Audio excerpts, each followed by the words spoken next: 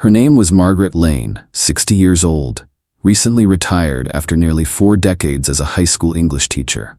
She was the kind of woman who still wrote thank you notes by hand, grew tomatoes in the backyard, and made coffee every morning in the same old percolator she and her late husband used since the 80s. Life was slower now, quieter. Her days were filled with crossword puzzles, evening walks, and old gospel songs playing on the radio. She had 3 grown children, scattered across the country, and though the phone rang less than she wished, she was grateful. Grateful for every sunrise, for every cup of tea, for every breath. That Tuesday morning in October, the air had a chill that hinted winter was coming. Margaret wrapped a shawl around her shoulders and headed to the clinic for what she thought would be a routine follow-up. The checkup had been scheduled weeks ago after she'd complained of fatigue and back pain. Nothing alarming, she thought. Probably just aging bones or vitamin deficiency. She even planned to swing by the farmer's market afterward, maybe pick up some apples for pie. She never made it. The waiting room was unusually quiet. Just the soft buzzing of fluorescent lights overhead and the distant tap of a receptionist's keyboard. She was ushered in quickly. Too quickly, she would later realize. Dr. Halpern, her longtime physician, came in holding a file he didn't seem eager to open. His smile was tight, his eyes too gentle. "Margaret, I need you to sit down." She did. There's no easy way to say this.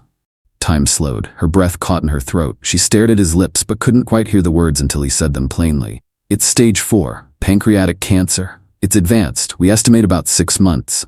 The room vanished, the walls, the floor. The doctor's voice grew faint, like it was underwater.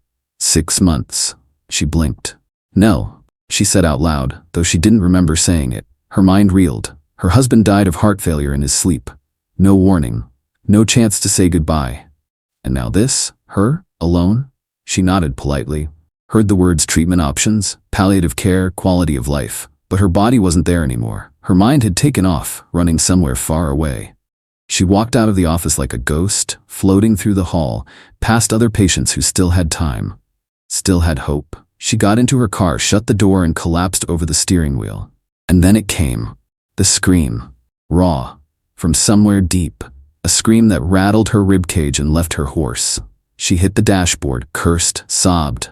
Why, God? Why now? She wept for herself, for her children, for everything that wouldn't be, the wedding she might miss, the grandchildren she might never hold. She begged the sky for an answer, for a reason, but all she got was silence, until a whisper. Not out loud, not from the radio, not from the wind, but from somewhere inside her.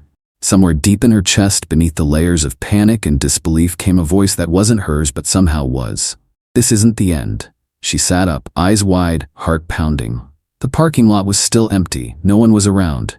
No one had spoken, but she had heard it. Felt it, like it had been etched onto her soul. This isn't the end. The words didn't make sense, but they wrapped around her like a blanket, cutting through the fear. She didn't know what they meant or why they came. But for the first time since she'd stepped into that office, she felt something. Not peace exactly, but resistance, a spark, a whisper of something bigger than the diagnosis. Bigger than fear.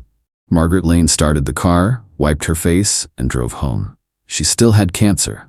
Still had a 6-month sentence hanging over her head. But something had shifted. Because now, buried beneath the grief, she carried a quiet, trembling conviction that her story wasn't finished. Not yet. Margaret Lane had always been practical, the kind of woman who kept receipts in neat envelopes, labeled every family photo by year, and color-coded her spice rack. So when the doctor gave her 6 months, she did what she knew best. She made a plan. She bought a leather-bound journal, cleared off her dining table, and began to write. Not poetry. Not memories. Goodbyes. Letters to her 3 children, one for each birthday she wouldn't be there for. One for each wedding she might miss. One just for the day they'd need to hear her voice again. She wrote to her sister in Oregon, to the neighbor who brought her tomatoes every summer, to the church choir she hadn't sung with since Jim died. Each page was soaked in tears, folded carefully and sealed with trembling hands. She called the funeral home. She picked out a hymnal. She even chose her own headstone. Margaret Lane, teacher, mother, believer. But grief isn't linear. and Margaret soon found herself unraveling. One evening, alone in her bedroom, she pulled out an old box from under the bed. It was filled with yellowing photographs, Christmas mornings, baseball games, Jim's smile in the sun. One by one, she tossed them into the fireplace, not out of anger, but because it hurt too much to remember the life she was already starting to let go of. The flames licked the corners of the photos, curling memories into ash. Her hand hovered over the last picture, her wedding day. She hesitated. That's when it happened. The room, once cold with October air, suddenly grew warm. Not hot. Warm. Like the kind of warmth that comes when someone wraps a blanket over your shoulders. The fire crackled louder. The shadows on the walls shifted slightly, as if something unseen had entered the room. Margaret froze. Her breath caught in her chest. She looked around, no one there, but someone was. She wasn't afraid, not exactly, just still. The warmth pressed in, soft, surrounding, familiar. And then that same whisper. Not a voice in her ears, but deep inside her, the same one she heard in the parking lot days ago. I'm still here, and you are still mine. Her eyes filled again, but this time not with grief, with something else, wonder, awe. The tears fell, but she clutched the wedding photo to her chest and backed away from the fire. She sat on the edge of her bed and stared at the flames, her heart pounding, her hands shaking. Was it her imagination? Grief playing tricks on her? Or was it something holy? She didn't know, but for the first time since the diagnosis, she didn't feel like she was dying. She felt like she was being held. And in that moment, Margaret Lane no longer believed she was just writing goodbye letters. She was starting to believe that maybe, just maybe, God hadn't said goodbye to her yet. The days that followed the firelight warmth were a blur of silence and questions. Margaret Lane tried to return to normal, but normal was gone. The goodbye letters sat sealed in a drawer. The pain in her back was sharper now. Her appetite vanished. The mirror showed a thinner, older version of herself each morning. Still, something in her heart wouldn't let her fully sink. The moment in her bedroom, the heat, the whisper, the sense of not being alone, it clung to her like perfume she couldn't wash away. But hope, even in its gentlest form, made her ache. Because hope meant risking heartbreak, and she wasn't sure how much more her soul could carry. Then came the night she broke. It was just past midnight. Rain hammered the windows. Her body trembled from the nausea of chemo, and her bones felt hollow. She hadn't spoken to anyone in 2 days, not even God. She had spent weeks trying to be strong, trying to smile through the pain, trying to be brave. But that night, Margaret collapsed to her knees on the cold kitchen floor, her thin nightgown soaked with tears, her palms flat against the tile. She didn't ask for healing. She didn't bargain or beg.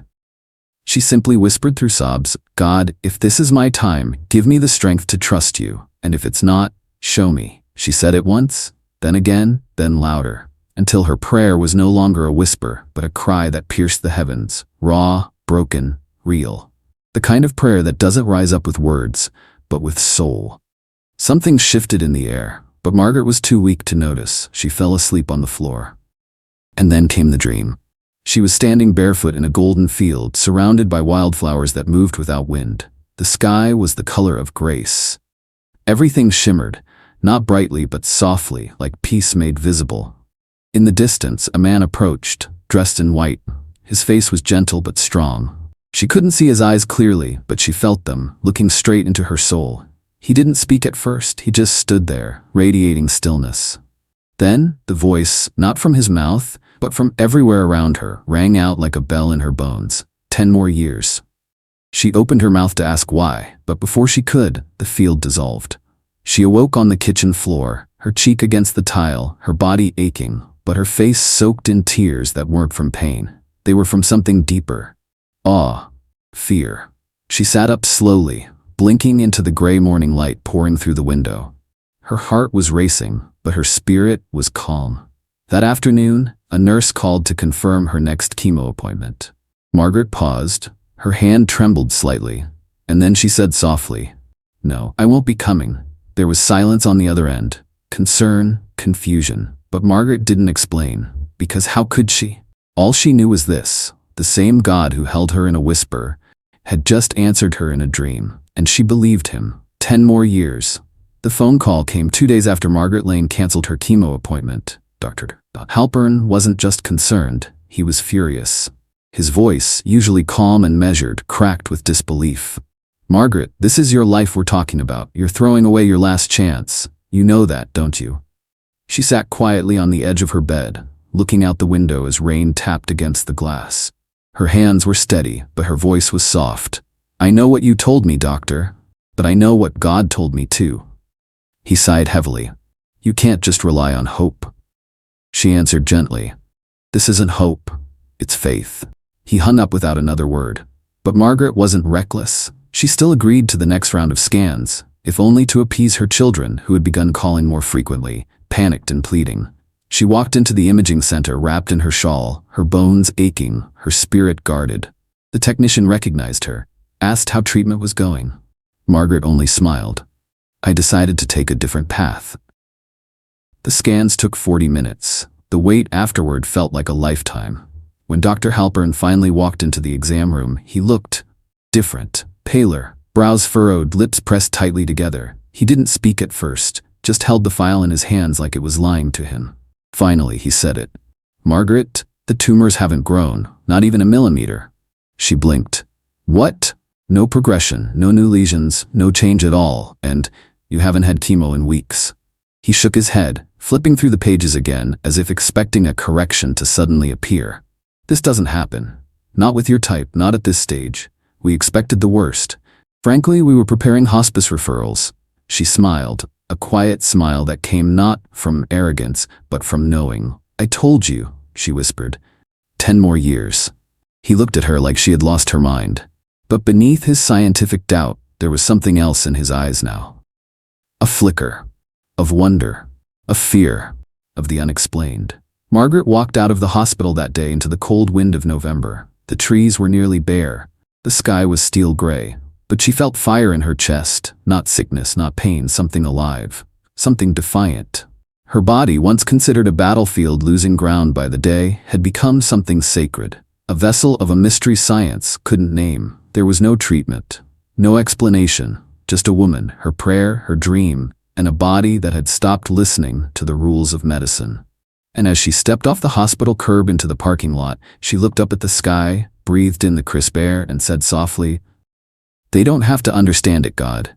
I do. It had been 2 weeks since the scan results. 2 weeks since Dr. Halpern stood in stunned silence, staring at medical charts that defied every law he'd been taught. Margaret Lane had felt lighter, not healed, not invincible, but carried, as if each breath she took was no longer borrowed time, but something deliberately given. Life began to creep back in. She went for short walks again, humming old hymns under her breath. She even baked a pie for the first time in months, and on a chilly Saturday morning, bundled in her wool coat and scarf, she made her way to the local farmer's market, something she used to love before the diagnosis stole her energy. The market buzzed with small-town rhythm, vendors selling honey and homemade soap, children tugging their parents toward pumpkin stands. Margaret wandered slowly between the stalls, letting her senses drink in the ordinary. Cinnamon in the air, apples warm from the sun, the crunch of leaves underfoot. She stopped at a stand selling fresh flowers, sunflowers, her favorite. She reached for a bundle when a voice cut through the crowd. You're the woman God healed. Margaret froze. She turned. A woman stood across from her, tall, graceful, dressed in a long tan coat. Her eyes were deep, almost too deep, like they held years of knowing. Margaret blinked. I'm sorry, she said, confused. The woman smiled, soft and steady. You were supposed to be gone by now, she said, but he kept you. Margaret's heart raced. She stared, trying to place the face, but nothing. They'd never met. She was certain. Do I know you? She asked. The woman didn't answer. She simply nodded once, almost like a blessing, then turned and began walking, calm, slow, purposeful. Margaret stepped forward. Wait, she called. Who are you? But the woman didn't turn around. Margaret hurried after her, weaving through the crowd, bumping past a couple holding cider, dodging a runaway toddler. But when she turned the corner where the woman had gone, the path was empty. No coat, no footsteps, no trace. Gone. She stood there breathless, her heart thudding in her chest. The market continued around her like nothing had happened. But something had. She knew it. She could still feel the echo of those words ringing in her bones. You're the woman God healed. She walked back to her car in a daze, the bouquet of sunflowers clutched to her chest like a lifeline. Who was she? A stranger? A messenger? An angel? Or maybe, just maybe, a confirmation? Margaret didn't know. But as she sat in the driver's seat, hands trembling, tears streaming down her cheeks, she whispered aloud, "Thank you for reminding me I'm still seen." Whatever that encounter was, it wasn't coincidence. It was something holy, and it meant something was still unfolding, something bigger than her, bigger than the cancer, bigger than death. The story wasn't over. Not even close. 2 years had passed since the dream in the golden field, since the whisper of 10 more years. Margaret Lane had come to believe those words with every fiber of her being. She spoke in churches, prayed with strangers, walked without fear. Her life had taken on a quiet brilliance. Baking again, tending her garden, laughing with her grandchildren. Her story, once soaked in sorrow, had become a kind of living testimony. And yet, even miracles don't always shield us from the storm. It started with fatigue, worse than before. Then the weight loss. Then the dull, familiar ache that curled deep into her ribs. She told herself it was nothing. Old scar tissue, stress, maybe a virus. But the truth came swiftly, cold and clinical. The cancer was back. And this time, it was worse, more aggressive, more invasive. Dr. Halpern didn't speak in riddles this time. He looked her in the eye, voice somber. "Margaret, we're running out of options." And just like that, the color drained from the world again. But Margaret didn't scream. She didn't collapse in her car. She didn't burn old photographs or cancel appointments. Instead, she walked out of that hospital with her spine straight and her hands clenched, angry, confused, afraid, but not broken. Still, when night came, so did the shadows. She lay alone in a hospital bed, the machines whispering around her like ghosts. The IV beeped steadily. The walls were pale and sterile. There was no firelight warmth this time, no voice in her chest, no dream of fields, only silence and the slow, suffocating crush of doubt. Was it all a lie? Had she imagined the dream? The woman at the market? The words that once gave her life? And then, the fear turned bitter. She felt it rise in her. Anger, not at the cancer, at God. And that terrified her more than anything. So in the darkest hour of that night, with no one watching, Margaret swung her legs over the bed, dropped to her knees on the cold linoleum floor, and whispered through clenched teeth, "Please, don't let me die angry at you." Her voice cracked. Her hands trembled. "I believed you. I trusted you. I told everyone about you. Please, God, if this is the end, let me go in peace. Not in bitterness. Not like this." She didn't hear thunder. No angel walked through the door, but something, a wind, though the windows were closed, brushed her face like a breath. The room warmed, not in temperature, but in feeling, like someone had placed a hand gently on her shoulder, and in the silence a memory returned, so vivid it was like it had never left, the dream. The field, the man in white, and the voice. 10 more years. She inhaled sharply. It hadn't been a promise of easy days. It had been a covenant of presence, a reminder that even in the valley of shadows, he would walk beside her. She got back into bed, didn't say a word to the nurse when she checked in. But her face had changed. Her body was still sick, but her soul had found its footing again. From that night on, Margaret Lane no longer prayed for healing. She prayed for peace, and somehow that became the most powerful miracle of all. The letter had been written almost 2 years earlier, on one of Margaret Lane's darkest nights, when the weight of her terminal diagnosis first crushed the air from her lungs. Back then, she had sat at her dining table with a candle burning low and her hands trembling as she wrote to each of her children, pouring out every ounce of motherly love she thought she'd never get to speak again.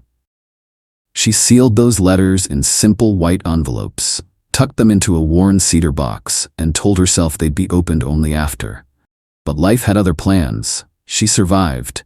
She lived past the deadline. And in the flood of faith, hospitals, markets, and miracles, the box was forgotten, buried in a hall closet beneath folded linens and old Christmas lights. Until the day her daughter came home. Emily, the youngest, a quiet soul with her mother's sharp mind and her father's quiet eyes, had flown in from Denver after hearing about the cancer's return. She hadn't said much, just offered to help around the house, to clean, to feel useful. But Margaret could sense something heavier hanging behind her daughter's eyes. Something she wasn't saying. That afternoon, while her mother rested, Emily rummaged through the hall closet looking for an extra blanket, and there it was. The cedar box. Something about it called to her. She opened it without thinking. Inside, she found the letter. Her letter. Margaret had never given it to her. Never told her it existed, but there it was, sealed and addressed in her mother's familiar handwriting. Hands trembling, heart pounding, Emily sat on the living room floor and opened it. It wasn't long, but it didn't have to be. It spoke of Margaret's love, her regrets, her pride, her faith. It spoke of the moment she knew she might never see Emily's wedding day, and the ache that followed. But more than anything, it spoke of trust. Trust in God. Trust in Emily's strength. Trust that no matter what happened, they would both be held. By the end of the letter, Emily was sobbing. Because no one knew, not even her mother, that just days before flying home, Emily had sat in her apartment in Denver, crumpled on the bathroom floor, with a bottle of pills in her hand and a mind so tangled in hopelessness that she almost didn't buy that plane ticket. Her career was falling apart. Her relationship had ended. She felt invisible, empty, unloved. But now, here in this letter, never meant to be read like this, she found a lifeline. It wasn't just a goodbye, it was a rescue. Later that evening, Emily sat beside Margaret's bed holding her mother's hand. "I found something today," she whispered. Margaret turned, her eyes soft with surprise. "You did? I think it saved me." She didn't have to explain. Margaret didn't ask, she simply nodded, tears in her eyes, and squeezed her daughter's hand. And in that moment, something unspoken passed between them, something sacred. Because the pain that once carved Margaret's soul now poured light into someone else's darkness. The letter that was never sent had somehow arrived exactly when it was needed most. And in that, Margaret saw something deeper than healing. She saw redemption. The monitors in room 304 had been beeping slower and slower all day. Margaret Lane, now frail but still fighting, lay curled beneath thin hospital sheets, her breath shallow, her skin pale as moonlight. The cancer had returned with fury, ravaging what remained of her body. Her children were nearby. Nurses came and went, speaking in soft voices, but no one could stop the spiral. At 2:47 a.m., Margaret's heart gave out.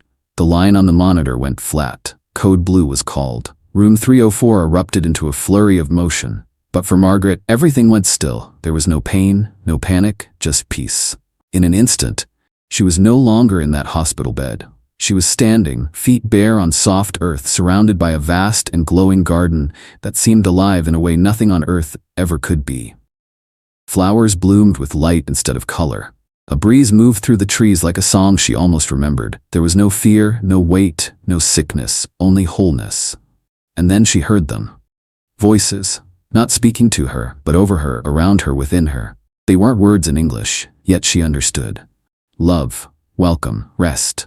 And just ahead, through a golden mist, a figure appeared. Tall, strong, familiar. Her father, gone for nearly 30 years, but now standing with a smile that melted every ache in her soul. He opened his arms and she rushed forward, weeping without tears, breathless without lungs.